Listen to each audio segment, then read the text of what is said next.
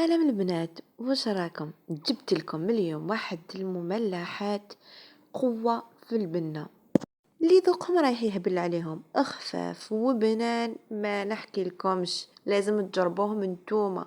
درت معاهم واحد لاصوب بزاف خفيفة، تصلح سواء رمضان سواء الايام العادية، وكامل هذا درناهم غير بصدر واحد تاع الدجاج. تبعوا معايا الوصفة وطريقة التحضير، وقبل ما تشوفوا الوصفة واذا ما كش دايره متابعه ما تنسينيش بالمتابعه، قناتي راهي جديده ومحتاجه الدعم تاعكم، البارتاج فضلا وليس امرا، وخليوا لي رايكم في الوصفه تاع اليوم. وبلا ما نطول عليكم يلا نبداو في الوصفه تاعنا. وقبل ما نبداو نصليو على الحبيب المصطفى عليه الف صلاه والسلام. هنا جبت القديره تاعي هذوما تاع الفخار، حطيتها فوق النار، درت مغرفه صغيره تاع زبد مارغرين وزوج مغارف تاع زيت، تخليوها تسخن باسكو هاد القداير تاع الفخار لازم يسخنوا باسكو ثقال، طول شويه باش تسخن. خليتها تسخن، دابت لي هذيك الزبده، وهنا جبت هذاك الصدر تاعي اللي كنت نحيت منه ديجا هذاك اللحم تاعو باش نديرو به المملحات تاعنا. جبت حبيبه تاع بصل تكون صغيره، قطعتها هكذايا قطع كبار، نقلي مليح هاد الخليط. وهنايا البنه كامل في تقليه الاولى يا البنات، خليو البصل تاعكم يتقلى. وهاد لاصوب اصلا ما تحتاج بزاف دجاج، انت اذا كي حابه ديري قطعه كبيره ديري قطعه كبيره، مي هي ما تحتاج. انا درت غير هذاك الصدر اللي نحينا منه سكالوب هذاك اللي غادي نديرو به المملحات. قلي مليح، قلت لكم هذاك البصل خليوه يتحمص شويه باش تجي الماكله تاعكم بنينه، ماشي غير هنايا، ما في عفسه واحده اخرى من الاحسن تقليه باش تحصلي على نتيجه مليحه. هنا كنت درت حبه بطاطا مقطعه مكعبات، حبه كورجيت، زوج حبات زروديه وحبه لفت، وزوج سنينات تاع ثوم. نخلطوا مليح الخليط تاعنا ونخليوها تتقلى. قلت لكم البنات خليو الخضره تاعكم تتقلى مليح مليح، تدي كامل هذيك البنه تاع القليان باش تحصلوا على راسو بنينه. هنايا جبت قزبر ومعدنوس، شوفوا انا كونجليهم البنات، شوفوا كيفاش يبقى الشكل تاعهم بزاف شباب. حبيبه تاع طوماطيش صغيره، وهذوك زوج سنينات تاع ثوم كنت سكرفجتهم وجبتهم ثاني ضفتهم هنايا. بعد ما تقلت لي شويه الخضره ضفت هذ المكونات، نحرك مليح ونزيد نخليها تزيد تتقلى وتتحمص مليح هذيك الخضره. حتى لهذه المرحله ما درتش لي زيبيس باش ما يتحرقوناش في الاول، ما نديرهمش حتى وين تتقلى الخضره تاعي مليح مليح. ومن جهه واحده اخرى كنت رايحه نغسل كاس تاع العدس هذا الحمر، الكاس اللي يرفدنا 220 مليلتر.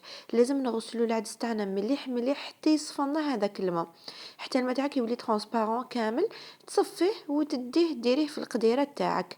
هنايا صفيت العدس تاعي وجيت نفرغه في القديره تاعي، نخلي ثاني العدس تاعي يتقلى مليح مليح مع الخضره.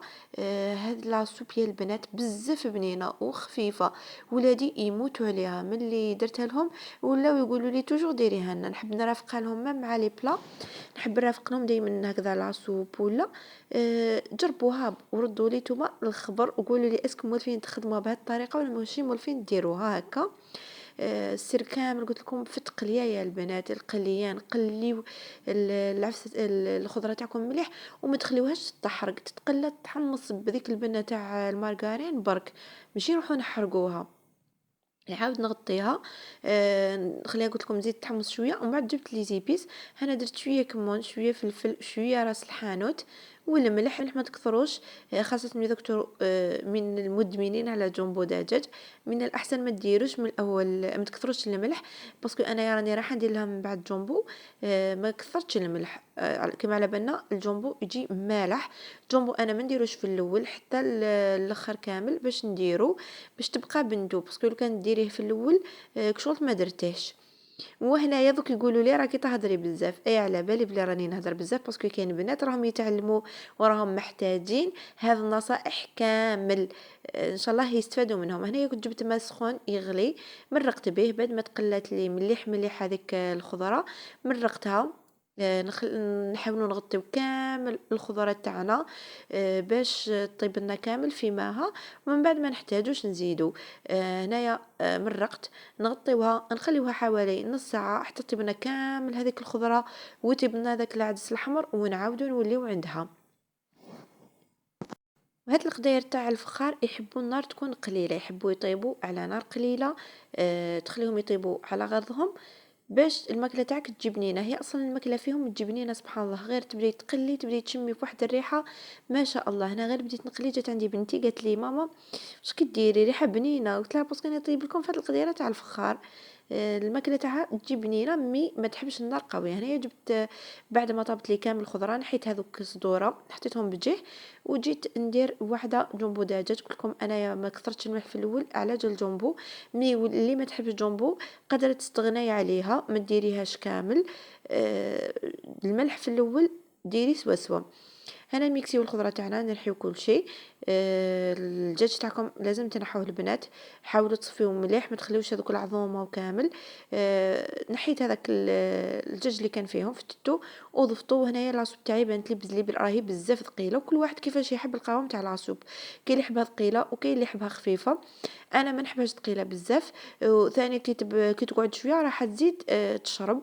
الوغ زدت لها شويه ماء ورديتها على النار تكتكت واحد 5 مينوت غير باش تاخذ هذيك الغليه، وحطيتها بجيه. وهنايا جينا رايحين نخدموا المملحات تاعنا اللي يجيو خفاف وقراب بنان. وجدت هنايا حبه بصل كبيره كنت قطعتها، دجاج صدر تاع دجاج كنت قطعته، زوج سنينات ثوم، حبه طوماطيش ولي زيبيس تاعنا. درت مغرفه تاع مارغرين صغيره، ودرت مغرفه كبيره تاع زيت. نديرو هاد المكونات كامل فوق النار، لازم تذوب لنا ديك المارغرين وتسخن المقله تاعنا مليح. ومن بعد باش نديرو داك الدجاج تاعي البنات قطعته قطع صغيره، ما رحيتوش، ما نحبوش مرحي. قطعته هكذا قطع. بيان سور تغسليه مليح مليح بالخل، تشلليه ديري له ملح وتعاودي تشلليه. تحبي تغسليه بالقارص تغسليه بالقارص، ومن بعد باش تصفيه وتقطعيه كيما هكذا. نخليوه يتقلى مليح مليح قبل ما نديرو لي زيبيس، لازم يكون تقلى مليح. هنا درت الملح، فلفل، كمون، وشويه توابل الدجاج، وشويه توابل تاع الشاورما راح يمدولو ذوق بزاف بنين. هنايا بعد ما نديرو الدجاج تاعي يتقلى حيت الكامل الماء تاعو تخليوه حتى وين يشرب وياخذ هذيك التحميصه البنينه تاع المارغرين. ومن بعد نجي نضيف له حبه بصل اللي كنت قطعتها قطع صغيره. ما ترحيوش في الاشوار البنات باش ما يطلقش الماء تاعو، حاولوا تقطعوه هكذا قطع صغيره. حركي مليح حتى وين يطيب لك البصل. كي تشوفي البصل تاعك طاب وشرب كامل الماء تاعو، جبت هنايا 2 سنينات تاع ثوم مسكرفجين، وحبيبه تاع طوماطيش اللي كنت سكرفجتها. خلطت مليح هذا الحبه تاع طوماطيش حطيت لها بنه على بنه. بعد ما طيب تكتوك باش بعد ما يطيب الدجاج تاعي نضيف له المعدنوس.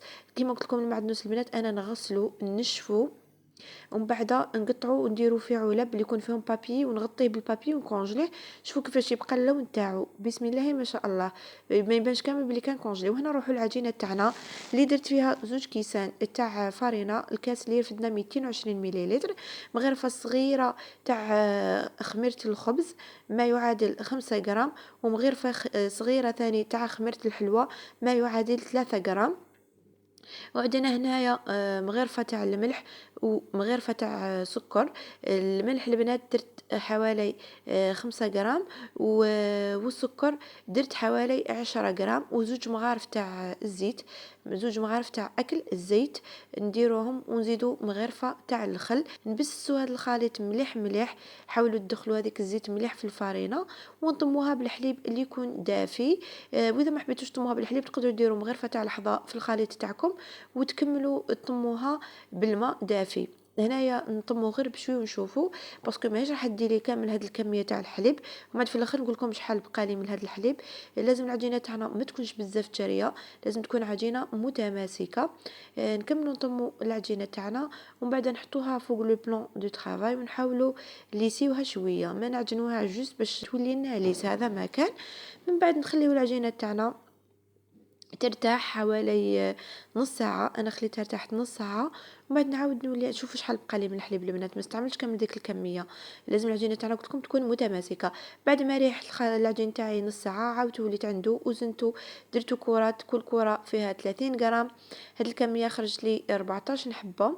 نحلوا الكرات تاعنا هكذا لازم تكونوا رقاق البنات. حاولوا تحلوا رقاقه واش تقدروا، ما تخليوش لاباط تاعكم خشينه باش من بعد كي طيب لكم تبقى تلقاو غير ديك الطبقه الرقيقه تاع لاباط. هنايا حليتهم كامل، من بعد نديروا قطعه تاع جبن طاري، اي جبن تحبيه انتي، انا استعملت هنايا موندور، وشويه جبن مبشور. من الاحسن الجبن ديروه تحت لافاس باش كي تجي تغلقي تجيك سهله باش تغلقيها، ما يعيكش هذاك الجبن، باسكو لو كان يتوشي لك الجبن لاباط ما تغلقلكش فاسيلمون. هنايا نديروها الشكل تاع فرماجه كيما نغلقوا الحبه تاع العرايش، هذا الشكل تاع مثلث. اغلقي مليح مليح، حاولي تكوني تغلقي، حاولي تصيري مليح على الجوانب، ومن بعد تعاودي تدوريهم كيما راك تشوفي. هنايا نغلق ومن بعد نعاود نلصقهم على لاباط باش نضمن بلي ما تفتحليش، وبهذه الطريقه ما همش رايحين يتفتحوا لك. شوفوا كيفاش راني نغلق البنات، لاحظوا مليح نغلق مليح بالاصابع تاعي، نحاول نغلق كامل الاتجاهات ونسقم هذاك الشكل تاع المثلث للشباب.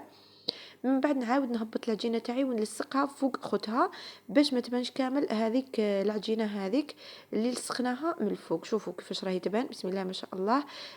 هنايا بعد ما نكمل كامل الكميه تاعي نعاود نولي عندكم. هنا كنت جبت زوج حبات بيض، ضفت لهم شويه ملح، ثاني درت لهم فلفل وشويه توابل تاع الدجاج، حركت مليح، ضربت مليح البيض تاعي. نديروا هذوك المثلثات تاعنا ولا هذوك الحبيبات تاع الصمصه في البيض، نقطروها مليح من البيض، ومن بعد نديروها في لاشابلور كيما كاين اللي يديروا لها الشيبس. انا حبيت نديرها بلا شابلور البنات، ما بغيتش ندير لها شيبس. ميتو ملي حبيت ديرها وبعد ترمضها في الشيبس راح يزيدها بنه على بنه. هنايا بعد ما وجدت كامل المثلثات تاعي كنت درت الزيت تاعي تسخن، لازم الزيت تاعنا تكون سخونه.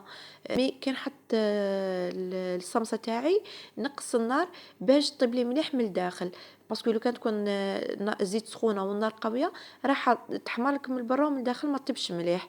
هنايا نخليوهم يطيبوا، كل مره نقلبوهم، انا نحبهم محمرين مليح مليح، وتوما كل وحده وذوقها. شوفوا انا كيفاش حمرتهم. هنايا كل مره تقلبيهم كل مره تقلبيهم باش يتنفخوا لك يطيبوا لك حتى لداخل.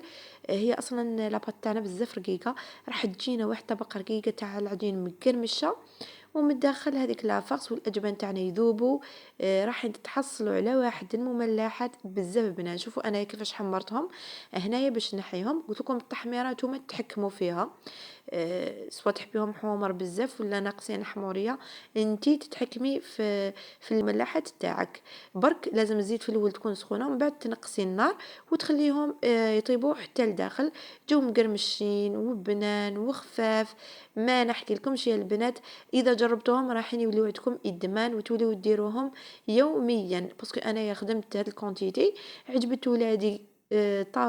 طاروا بهم نقولوا في الطابله هذيك الوقت دقيقه لقيت الطبسي تاعي فرغ، ولاو يقولوا لي توجور ماما ديريهم لنا.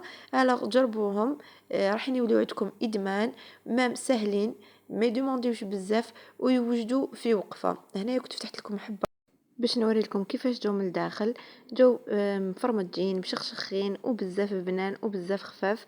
المهم، واذا عجبتكم الوصفه تاع اليوم ما تنسوش تجربوها وتخليوا لي رايكم في التعليقات.